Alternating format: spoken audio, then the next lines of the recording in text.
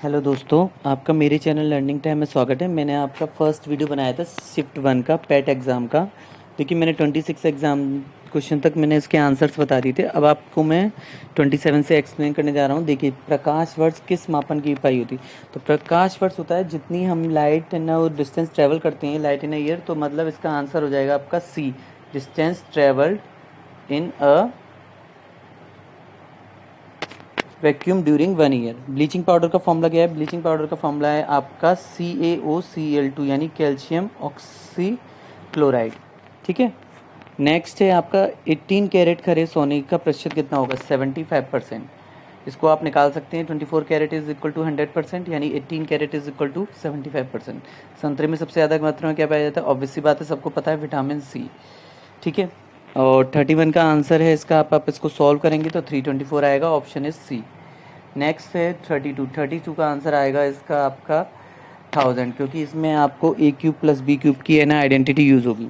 इसको रेशनलाइज करेंगे 33 को तो इसका आंसर आएगा आपका बी।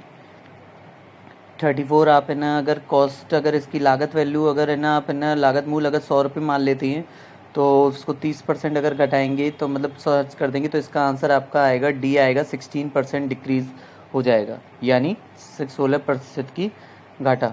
ठीक है। और 4 खिलाड़ी का औसत उम्र है ना 16 वर्ष है। सॉरी 18.5 वर्ष है। अगर कोच की उम्र भी शामिल की जाए तो औसत 20% बढ़ जाता है।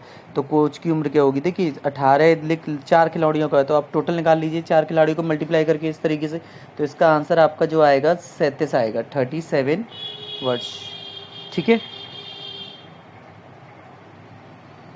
अब इसके बाद नेक्स्ट पे चलते हैं। एकल का विलोम शब्द क्या है? एकल का विलोम शब्द है आपका बहुल।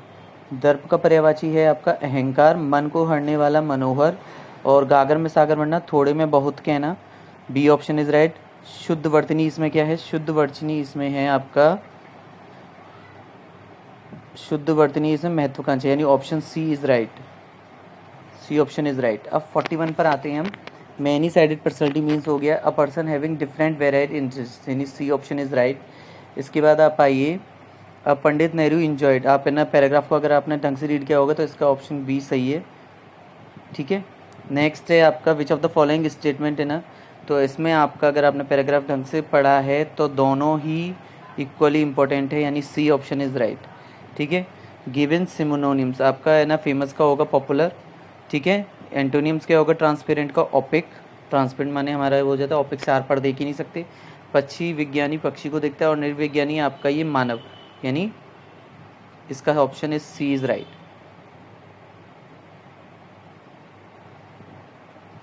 अब इसके बाद आइए उस शब्द का चयन कीजिए जो बाकी शब्दों से अलग है। देखिए तेल अलग है, बाकी सब चीज़ आपकी है ना दूध से बनती है। ठीक है।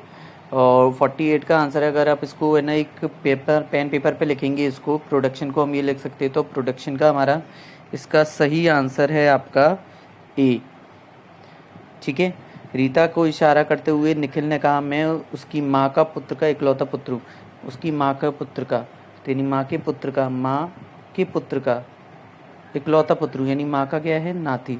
तो है ना इस तरीके से रीता की ओर इशारा करते हुए निखिल ने कहा। तो रीता का निखिल से किस प्रकार का संबंध है? उसकी माँ का। तो ऑब्वियसली बात है उसका क्या है इसका आंसर आपका?